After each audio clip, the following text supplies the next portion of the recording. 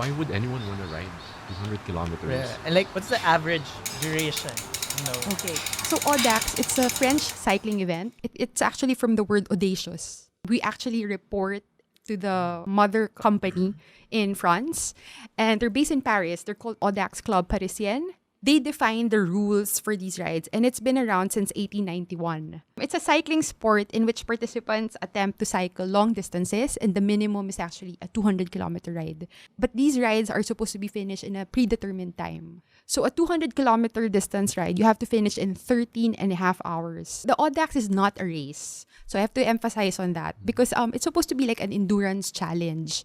And in the course of my organizing it since 2010, the wiser and the more patient the cyclists, the more successful they are in these events. So it doesn't follow that you're strong and fast, that racing mentality won't cut it in the Audax. So it's a nice venue for other demands of the body and the mind. Yeah. So for me, it's more fulfilling and it challenges you on a different level.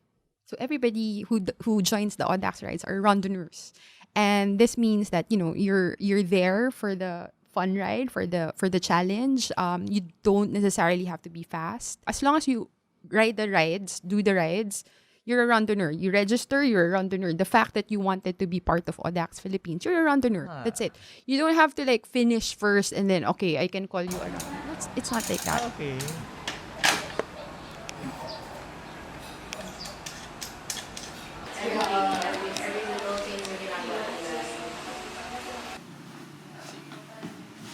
I'm Ramon Barbaza. I'm also known as Momok. I teach in the university in Ateneo, and I'm a member of this cycling club, Team Loyola, and we're joining Audax this December. Hi, so I'm King Philart. I've been riding my bike since 2015, and I've been joining Audax since, 2017? Hello, ako si Mikka. This is going to be my first Audax experience ever. So after 2 years of riding, that's when me and my team finally decided to join Audax. When we did not finish, we DNF, completely, without plan, without, really putting our minds into it. We thought it was just going to be fun, First half, I was enjoying it. I was challenging myself, overtaking a lot of, different riders, MTB, road bikes. But after a while, after 100 kilometers, ayan na. Kaya mo mag-ride for 50 kilometers, even 100 kilometers, just 200 kilometers, that was the goal back then. We did not respect the distance, So it was a very important and humbling experience. I still tried and finished my first ever Audax with just 10 minutes to spare sa cut-off time. I tried to summon my will and my resolve and join again, the second time. So in 2018, happily, I finished Audax. I was a finisher. If I remember correctly, siguro I have only maybe half an hour to spare, 2018. And then 2019, the third time I joined with a new bike, relatively lighter. Maybe it helped. And I'm happy to say I finished 2 hours faster in 2019. And then, of course, the pandemic happened, 2020. So that's my challenge now. That's the difficulty now, really. So Audax, 2 months, less than 2 months away. To be honest, I haven't been riding as much. A lot has changed. I signed up just to get back to cycling because yun nga, 2020 return to office. Parang medyo nag-taper down na lahat ng cycling fun kasi sinisiksik mo na lang siya sa weekend mo. So this is my way of returning back to cycling and adding fun and more seriousness at the same time din. So exciting siya. Hardly any real riding outside training is so difficult during the pandemic. I tried indoor training, but it's not easy also. So my challenge this year is really starting from scratch. So yeah, I try to be more realistic this year and modest. I'll be happy enough to finish, so that's my goal. So now with the baby, parang iisip ko kung may time ako to bike, may time ako to just be with the baby. help my wife take care of Ollie, or even spend quality time with the baby. Couple of years I'll be a senior citizen, so when you get older, your bones, your muscles, so it's a big thing for me to be able to still join Audax at my age. Challenge siya, less than 2 months away. I've done it before. Yeah. Can I still do it? Yeah. Well, only one way to find out, right? I want to remind myself of what I used to be as a bicycle rider before. So, finishing Audax, that's my Audax goal.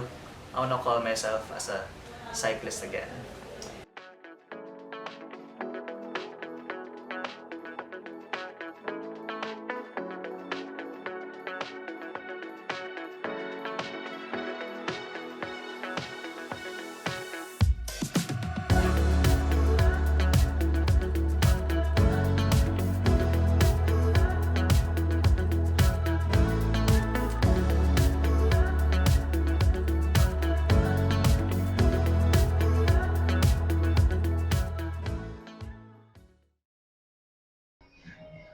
So I just finished my training session. It's a short training session here at Hype 24/7.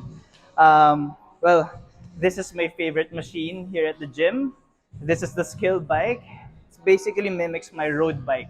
So it's an indoor bike, but it acts like an outdoor bike. And what I like about this is that I can pair my phone, I can pair my heart rate monitor, and I can actually monitor my progress. I can see my speed, my heart rate, even my power is here. So, and just like an outdoor bike, I can actually adjust the gear. So, pwedeng may resistance a bit heavier. I can also assign the gradient of the bike. So, for example, if it's 0, it's flat road. I can add resistance if it's like a climb. So, it's a good training for Audax in a way, as long as I do it consistently. Minsan tinatamad, but the trick is to do it consistently. So, I'm gonna try to do it as often as possible, as regular as possible here at Hype 24/7. So what I usually do when I train, I usually play a GCN training video, around 20, 30, minsan 45 minutes, and I just follow it. I can set up the bike. Kung gusto ko medyo mas mahirap, gusto ko medyo mas madali, depende sa feel or sa mood ko. Sometimes I just play some videos while spinning para hindi boring. Kasi syempre, indoor training can be boring at times. But overall, I usually set a goal. For example, I want to maintain a power, for example, a particular power level or a heart rate level or distance or time. So, and after that, around 20 minutes and 15 minutes, whatever. And I just call it a day after and just recover and get ready for the next training session. Good morning. So I'm changing things up. Today, I'm going to work out in the morning. Kasi pag hapon na and pagod na from work, nakatabad na mag-gym. And let me tell you about my training plan. I'm gonna take it seriously, or I'm gonna train seriously pag 1 month left na lang. So it's still more than a month away. So my goal really is to just get my groove back. So sanayin muna yung katawan ko sa pag-workout and sa pag-train ulit.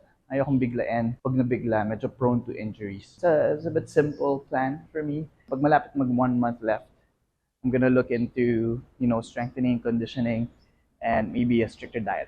Yeah. So, kakatapos ko lang ng last ride ko dito sa Spain while I was on vacation, and I am forever changed. Joke lang. Feel ko may iyak na ako every time I bike or train back in the Philippines for Audax in the next months kasi sobrang na-spoil ako ng roads dito. Sobrang ganda ng quality ng road. Sobrang ganda ng treatment nila sa bisikleta. Sobrang ganda ng route. Hindi katulad sa atin na parang pag gusto mo mag-training for an event, kailangan mo pa dumayo sa malayong lugar para lang magkaroon ng konting ibang scenery dito. Parang kahit saan ka lumusot, pwede ka magbisikleta. Kung gusto mo umahon, madami kang choices. Hindi Marilaki or Antipolo lang. Kung gusto mo ng patag, hindi lang Awono, hindi lang No Valley, ganun. As in, sobrang spread out ng options mo dito. And I wish we had that much options back home para sobrang hindi nakaka-burn out yung training. I think part yan ng pagiging burnt out namin as roadies sa Pilipinas kasi parang paulit-ulit na lang yung ruta, tapos parati pang galit sa'yo yung mga driver, ganyan.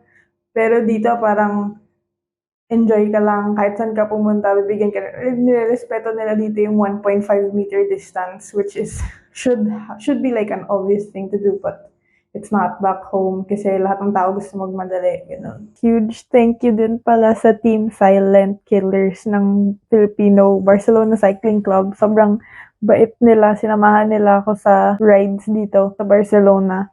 Punta kaming Montjuic nung unang gabi ko dito, tapos the next day nabudol nila ako sa Tibidado. Umakit muna kami ng sa parang siyang vineyard area, sobrang ganda. Tapos after namin lumusong ng sobrang haba, bigla na lang sinabi na, uy, may isa pa tayong climb sa Tibidado, 8 kilometers siya na, mas matarik. So parang ako, ayun, dito na ako, so might as well, di ba? Pero ayun, sobrang bait nila. Hindi nila ako iniwan sa mga ahon. Tapos may pa crispy pata at sisig pa sila after nung ride. Tsaka may pa cafe con leche, ganyan. So, sobrang thankful sa Filipino community. Talaga, sobrang iba yung hospitality. Yun lang. Thank you! Wow, good. More than a month away, but still I gotta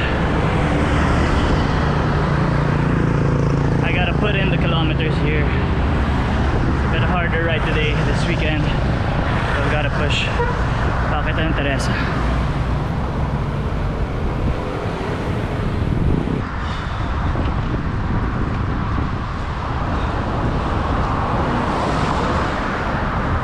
Ah, 75 kilometers. I'm so happy. It's been a while. 75, chill pace. Hindi pa ako ubos for the rest of the day. Perfect. See ya! I took the 12 session package. Okay. More than a month away from Audax. Okay. So anong plano natin, coach? Okay, so your training program will be broken down into 2 phases. Phase 1 and then phase 2. And then for each phase, you have 3 areas to focus on. Your strength, your core, as well as your conditioning. So for the strength, I have prepared 6 exercises for you to get stronger at in terms of endurance. For core, it's mainly to help you stabilize yourself, especially when you're on the bike. And your conditioning to improve your overall aerobic capacity. Feeling ko yun yung pinakakailangan ko kasi sobrang tagal ko nang hindi nag-serious training. So, paano ba, coach? Mabibigla ba ako? How do we ease into it? And how do we prepare? Baka naman biglang sumakit yung katawan ko, di na maka-race. No, for sure you won't. Kasi I will obviously take it slow, step by step. I will not intensify the workouts kagad.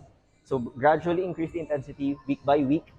And then by the last few sessions coming up to your competition, I will taper down your training so you will have enough time to recover.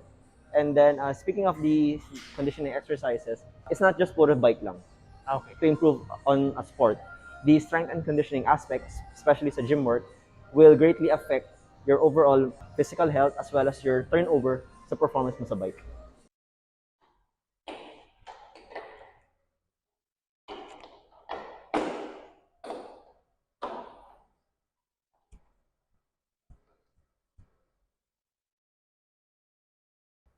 So we're supposed to ride today. The route was to ride. The route was actually a good route. Parang good enough for a training ride for Audax. We were supposed to climb Antipolo, either Boso-Boso. I think Boso-Boso, yeah. It's pababa to Mangvix, then go up again and back. It's a decent ride. It's a decent distance. But umulan, so that's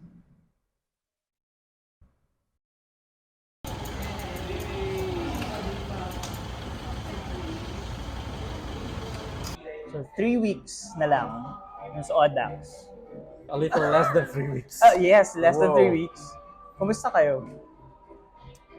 Si Momok nakapag-fondo na, ako hindi pa. Kahapon lang. And Fondo ka na. So, kahapon lang, yes. Fondo is 100 kilometers. 100 kilometers, yes. How was it?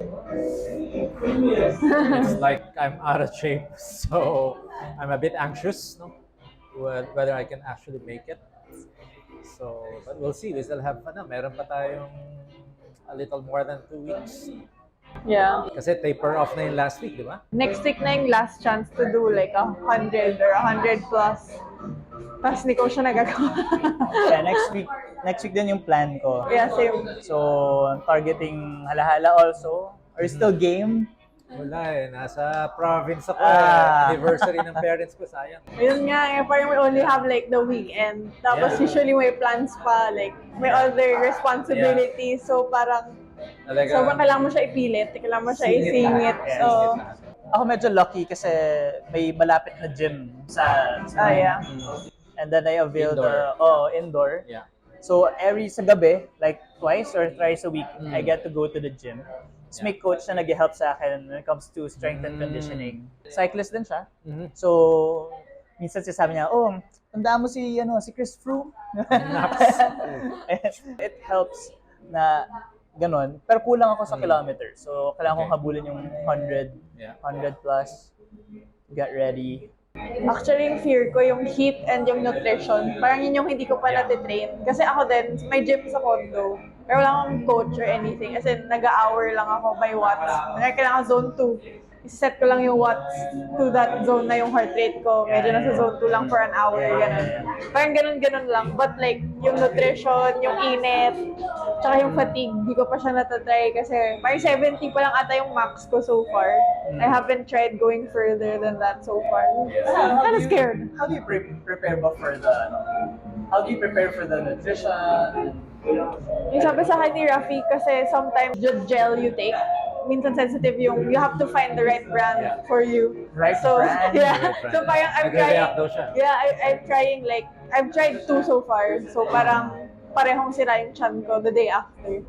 Tapos parang hindi ko siya masyado na-feel nung ride. Parang hindi ko na-feel yung energy.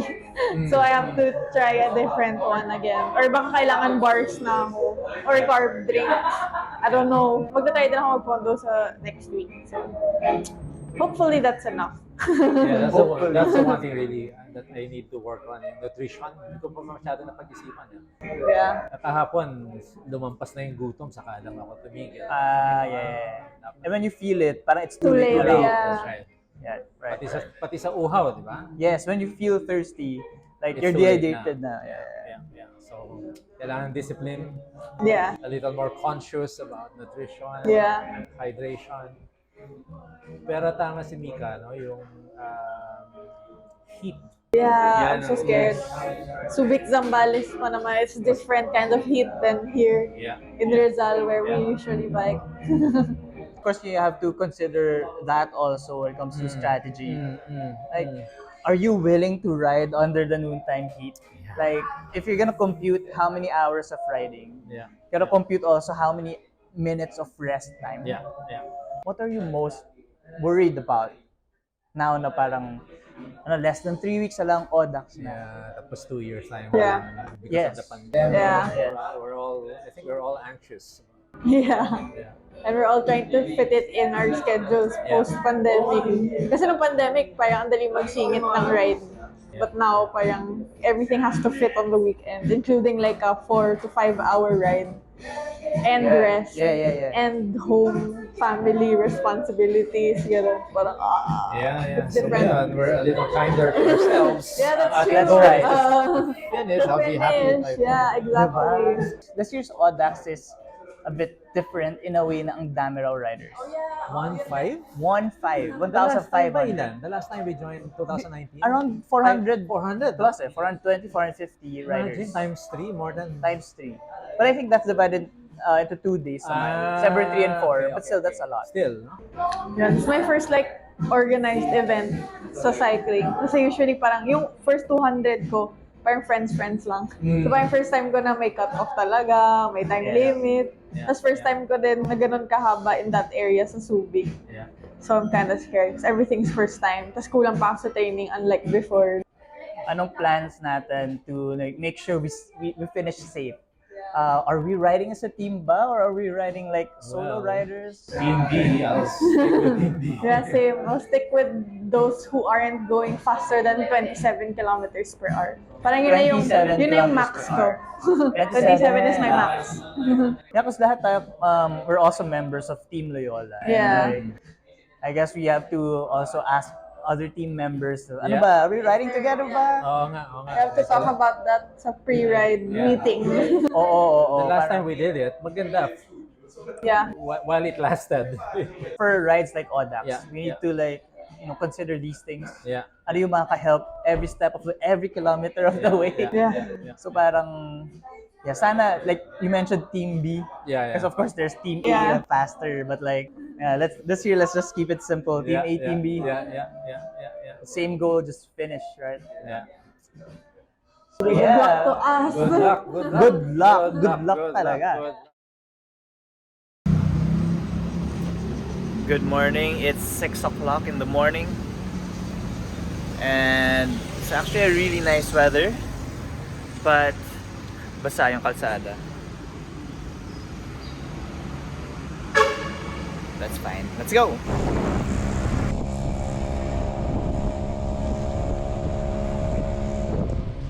What's up? Hello. Sa 88 kilometers in, Yeah. so kumusta? Like, are we ready for Audax? I think nahanap ko na yung sweet spot pace ko this ride. But when you say sweet spot, ano yun? Like, is Parang it, it's fast enough but my legs aren't like talking to me yet. it's something that you can sustain? Yeah, something ganun? I feel like I can sustain it for 200 kilometers. Yun, I think nahanap ko siya sa ride na to. So that's good. But also malayo siya dun sa target speed ko from when I signed up. What is the target speed? And ano yung realistic sweet spot now? Ako 30 sana. 30? Oo. Ako Tapos rin. parang feel ko mga 25 to 27, let's be humble. 25 to 7 kilometers feel ko yung kaya ko i-sustain. Yeah. Parang anything slower also parang medyo nakainip na. Imagine mo, like now, 12:39. The target Oh, yeah. before, around this time patapos na tayo Yeah. dapat. But 30 kph parang ang ambitious for me Yeah. also. So mga 25, 27 Yeah. din average. Which is okay. I think it's a good enough speed para ma-enjoy din natin yung view ng Zambales and Subic. Yeah. Saka pag pauwi, parang hindi ka papatay. Parang Oh, yeah. Oo. ano ka pa. Dapat sure ka na by the 100th kilometer meron pang laman yung tanke mo. Oo. But speaking of tank, you were trying out mga nutrition, mga iba-ibang strategies. Oh yeah. So, kumusta na? I have yet to see if may effect yung gel na kakatry ko lang today sa aking poop. Ano ba yung medical term doon? Like, Basta, pag kung okay yung timpla sa tiyan, Oo, gano'n. oo, kasi ang hirap na, ang parang sakitin ka after ng long ride. Gusto ko yung sana pagkatapos ko mag-ride, parang kaya ko pa rin magtrabaho kasi may trabaho pa ako talaga. Oh my Like God. December 5 may work na ako, so kailangan kaya ko mag-work. Ikaw ba may strategy ka for eating or... Well, yung usual ko, before at least, mga cheap lang na mga cereal bars. Yeah.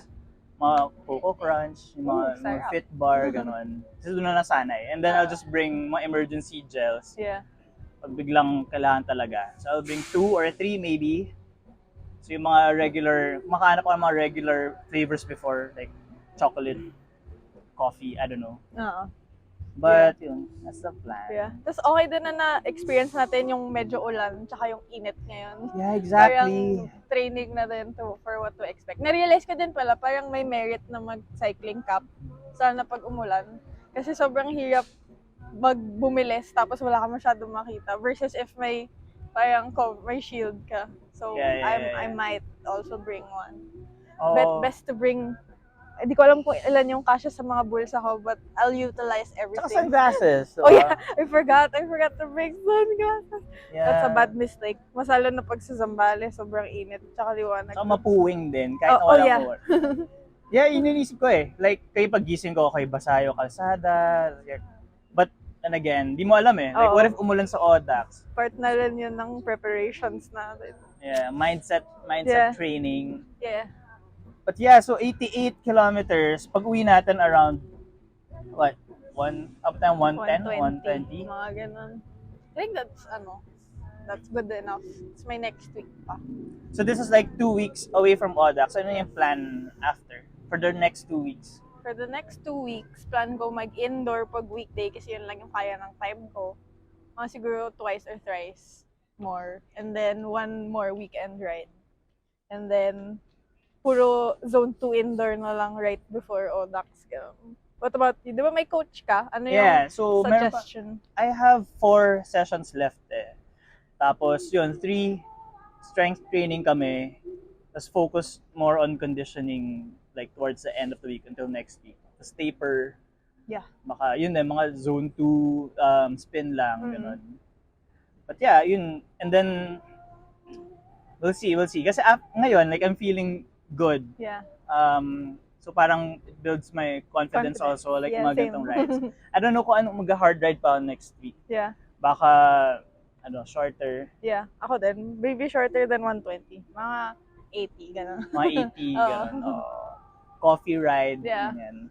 I think it's also good to remember to enjoy it pa rin. Kasi parang feel ko for the past, before this weekend, parang napapressure ako, kala ko magkabala training. I For this know. ride, parang medyo na-enjoy ko naman siya na. Kaya naman pala, you don't have to like overthink it. Yeah. Di mo kailangan ma-pressure ang mga teammates mo. Alam mo yun, nakakalaban ka. Oo, totoo. Pero syempre nakamotivate din makita na nagtitraining sila kasi kasabay mo sila. So dapat, Yeah. at Tsaka sabay din natin sila sa Audax, for Yeah. example. Yeah. So, tayo rin magtulungan. Yeah. Next week, sana mayaya rin natin si Momok. Yeah. But, Let's see. Life's happening also. But it's okay. I know. Alright. So, I think Yeah. we need to ride soon. Yeah, we should. Let's go. Pa hindi tayo super sunog. Yeah. Let's go!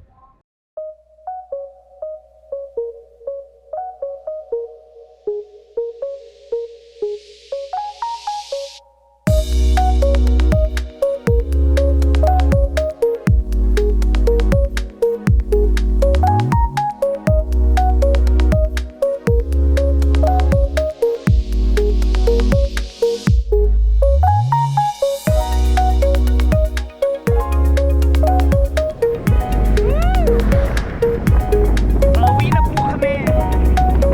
From Halahala. Look at the view.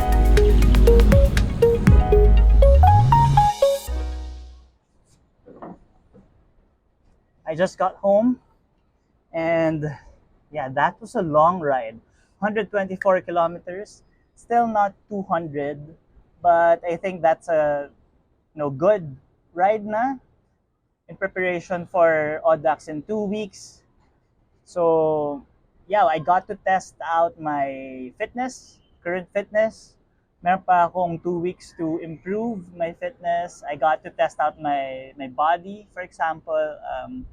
I didn't eat any gel or mga power biscuits or crackers. So, yeah, I feel good, or I felt good riding kanina. Sa Audax kasi around 124 going to 150, it's all flat. Like by that time medyo nakakasukan na yung flat roads. Medyo boring na siya, pero kasama yun sa suffering eh. But yeah, not bad. I think 124 kilometers moving time around 5 hours and 18 minutes. And that's not a good time for Audax. But pwede na. Mabagal talaga ako umahon ng Teresa. And yung traffic sobrang lala. But that's a good benchmark in a way. Some other stats for you. I rode with an average speed of 23 kilometers per hour. Cadence ko 67. I'm not really a spinner, but yeah, okay lang sa akin yun. Heart rate ko 148. Average. Kung kaya ko pang pababain, siguro mas okay. But I'm comfortable. 140, 150, a bit above 150, that's good for me. I think I can sustain that. Towards the end, medyo nag-push talaga ako. So, climbing Teresa, um, even sa Marcos Highway and paakyat ng Barangka, pabalik ng Katipunan, QC, medyo nagpipeak na ako. Zone 4, Zone 5, and okay lang kasi patapos yung ride, so I tried to push. Kahit mahaba yung ride, hindi naman siya ganun kataas, no? So, total elevation gain namin, 990 meters. Alam ko sa Audax, kahit generally flat, ang dami pa ring hills. So, lalagpas siya ng 1,000 meters. And ganun talaga. So, I think this is a good training ride. 2 weeks, not too close, pero I think good time frame, time gap before the real thing. Of course, next week, I'm gonna try to ride pa rin. Hopefully, we can ride with Momok na. It's just busy today, eh. So, baka next week we can ride, but not as hard na, no? Bala ko medyo start na ng taper. But yeah, I really had fun riding today. So glad I pushed through. Kaya na medyo tinatamad na ako. I saw the floor, the road na medyo wet. Medyo cloudy yung sky. So sabi ko, nakatamad siya. Nakatamad mabasa. Nakatamad mag-bike with a clean bike. But yeah, what if umulan sa Audax, diba? So might as well train na rin for the weather conditions and unexpected factors, diba? I'm on my way to the gym, and it's my 12th and last session sa training program ko with Coach Axel. Sabi niya last time, pahihirapan daw niya ako for my last session. So I'm kind of excited and I've been dreading this session. Tapos it's not a climb, it's a sprint. So increase your cadence. Sprint.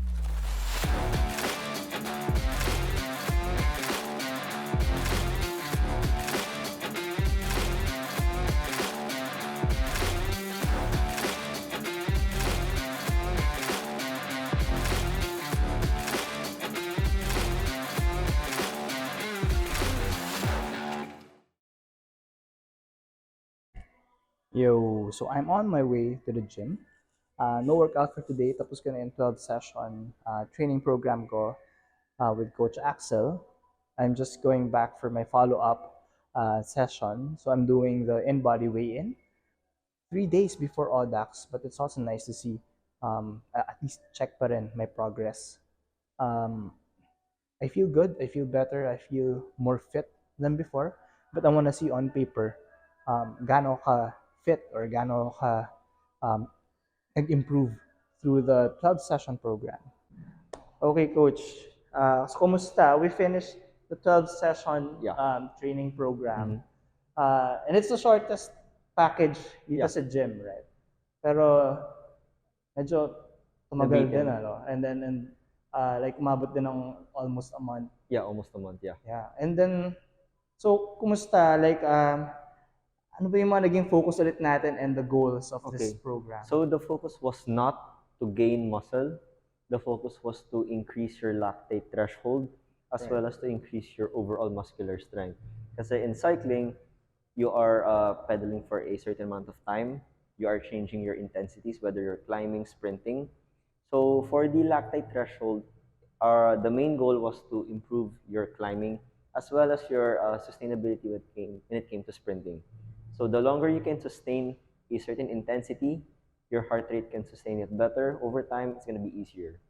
So for the maximal strength, obviously for the climbs, during the hardest parts, you need to put the most amount of power to power through. And then for the sprints, obviously the more power, the more speed, the quicker you'll get to finish.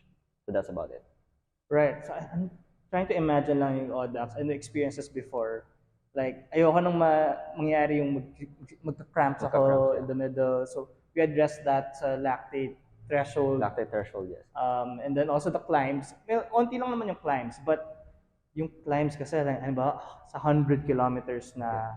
And then at the same time sa bandang end, around 190 kilometers. So by then, kahit na hindi ganun ka-high yung hills, pagod ka na. So parang, I'm sure I'll need the extra power for that. Yeah, so what you said, the Audax doesn't have that much climbs. But with the training, I made you climb for 20 minutes straight, and then we did some intense sprint, Yeah. which can also simulate a climb because you were also doing out of the saddle. So as long as you had a hard time with the training, it's gonna be easier for you in the race.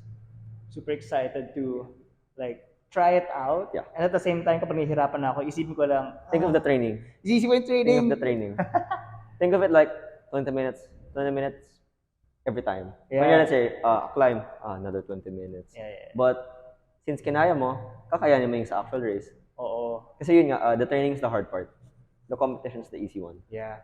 So, Coach, we did the in-body weigh-in again. So, we did it like before time mag-start, Yes. and then now na finish na yung program. Kumusta yung progress ko, Coach? So after 12 sessions, from me, you lost a kilogram of body fat, which is impressive for someone who only trained for 12 sessions. Because usually it's not really common. It usually takes maybe 20 plus days, but you've managed to do it in 12 sessions or 12 days at least. Oh, that's cool. Kasi for me, that's the main goal. Kasi when I stopped cycling, You gained weight. pandemic, I gained weight. You gained weight. I ate a lot, and then of course I like a baby. Yeah. And then sabang kumakain talaga. And for me, getting back to cycling, I really needed to lose the weight, lose the fat, and Yeah. lose the weight at Lose the the- same time. And when it came to the muscle, you must maintain kasi syempre the muscle is what's gonna push through. Yeah. But especially for the diet, you need your carbs to fuel yourself. Kasi if you don't have enough body fat and you don't have any more carbs in your body will start to use its own muscle for energy. That's why you will become lighter, you will become weaker. That's why during your whole training process, we focus on 3 areas. Strength training, conditioning, your sleep, another one, the fourth, your diet. So all Right. of those things must work together for you to be in the top in your top shape. That way sa Audax you are well conditioned, properly nourished. That way you'll sustain the whole 200 kilometers, right? Ay nako, sige Coach, 12 sessions, grabe. I'll look back to the suffering. Suffering. Di naman suffering. Maybe for you, it was a pleasurable experience for me. Thanks Coach. Next time ulit. But yeah, seeing na you can lift more Yeah. than what you did during the first session, and you can do more reps, more weight, it's really impressive. Yo, so I'm on my way to Momok's and we're gonna meet with Carlos of Bike Fix PH. So this is now our final bike preparations for Audax. We just want to make sure na everything's okay. Well, my bike's not okay, so I need to have it fixed pa. And at the same time, may bike check na rin by Carlos. So you're just gonna make sure na everything's fine. Not just now, but during the ride also. Gonna make sure na okay siya, hindi ka nagkakaroon ng mechanical or something.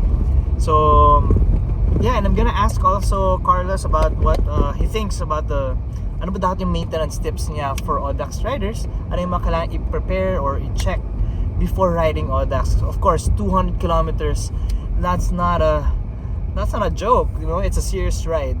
And anything can happen. The longer you're on the road, you're in your saddle, more chances of something happening, right? And so as much as possible, do everything now in preparation, and yun yung goal namin. So yeah, see you later. If someone's preparing for Audax also, ano yung mga dapat nilang gawin, like to check their bike or mga basic maintenance tips that you would give to them? You don't want to have any kind of mechanical, di ba? Yep. So even important number 1 is tires. Nasira yung tires mo, you're walking. It's always important to practice how to change your tires. A lot of people, they know how to change a tire or they know how to fix a flat. They've done it 5 years ago. Then when it happens on the side of a trail or 100 kilometers from the next town, tapos paggabi na, Oh my God. di ba? Magpapanik ka eh. So Yeah. kailangan kaya mo siya na may konting time pressure. If your gears break, you can use at single speed. If your brakes break, you have 2, so may redundancy. Of course, you want everything to be good. You want your brakes to be good para you're safe. You want all your bearings to be recently serviced, especially if you want to be competitive or if you have may goal ka na time. Because if your Yeah. bearings are already worn, then it's going to cost you energy, it's gonna cost you time. So, may ganong aspect. Depende sa rider. That's Pero, right. yun, tires, brakes, gears, and then a general look on all your bearings.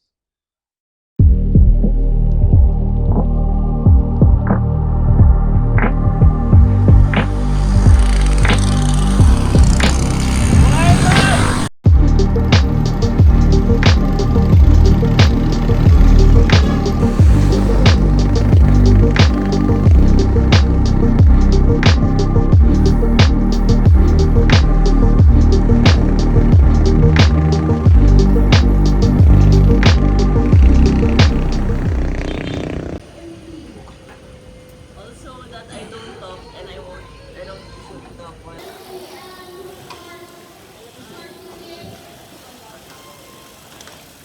3:51. We're about to start in around 15 minutes. What are you feeling right now? I'm excited, but I'm also scared. Yun Ako lang. rin. Nagising ako na parang may wala sakit. pa akong thoughts. Ako din. Parang nagkakasakit ako, parang may medyo anxiety and Parang pinipigilan ako ng body ko to do this, but G naman. Yeah. Pretty excited. but the atmosphere is like, let's do this. Like parang in a bit, like it's just gonna be me and my bike and my Yeah. team. And I see a lot of girls, so I'm happy about that. Yeah, but different this year. It's your first time, but like sobrang daming tao. Like ganito usually yung vibe kapag kahit na isang batch lang.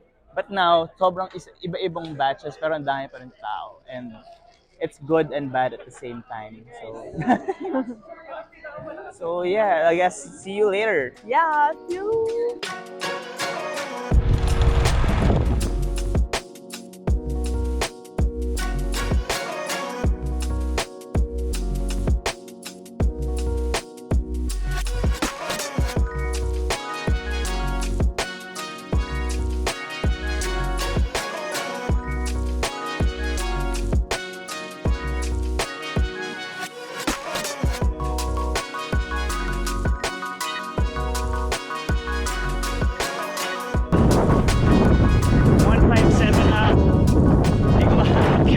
Control point. Uber. There's the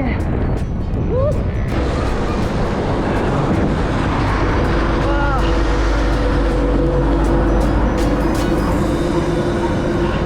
10 kilometers to go.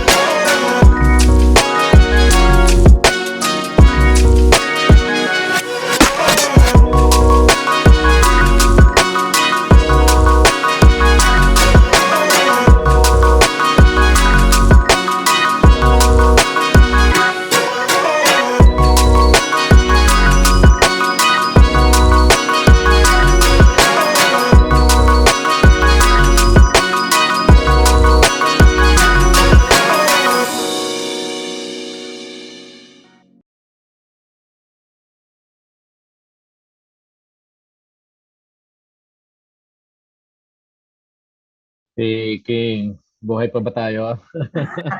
After Audax. We're still here.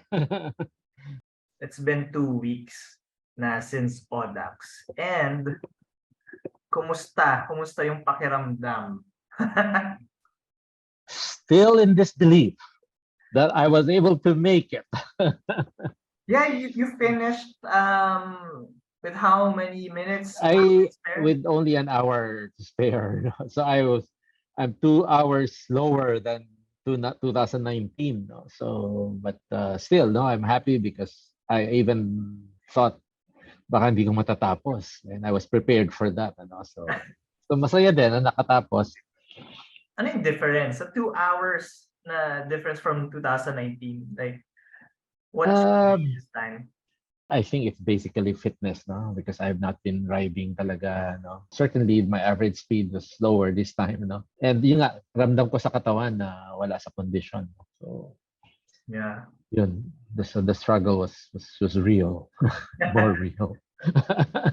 Kahit na I'm 2 hours slower this time, parang I'm prouder of this one. And this is more significant for me, you know? Because you know, what I overcame, no?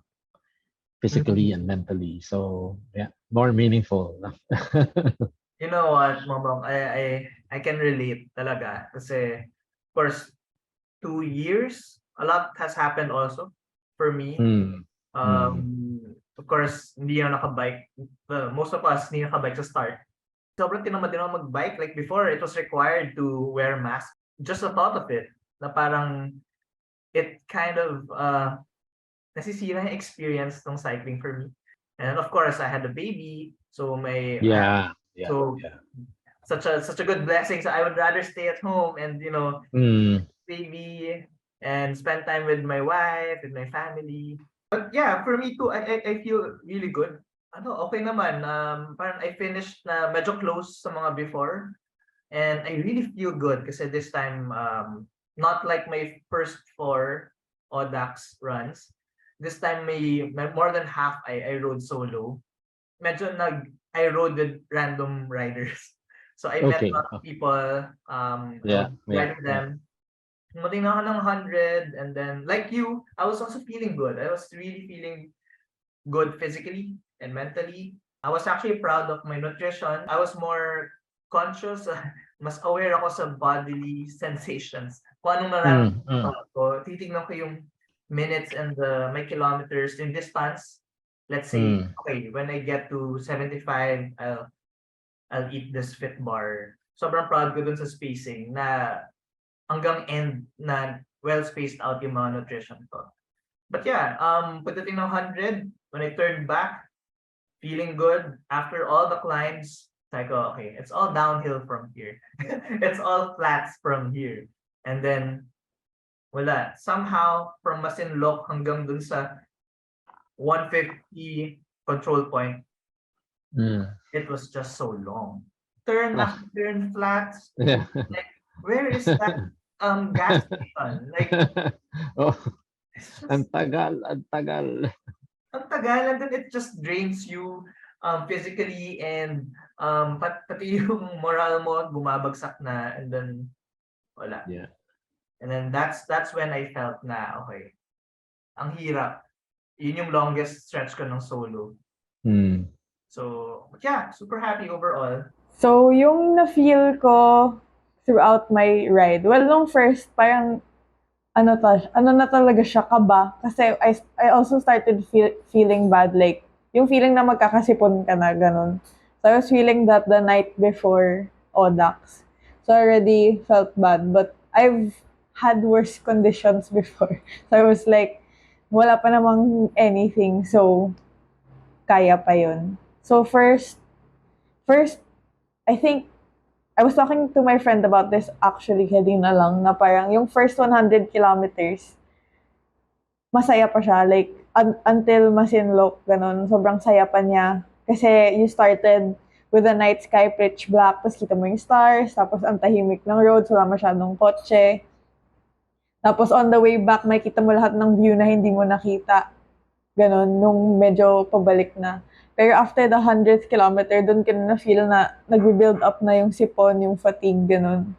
Tapos, medyo, hindi ko na matandaan yung from 100th kilometer to like the 170th kilometers. Parang blur na lang siya sa akin. It was just pure pain.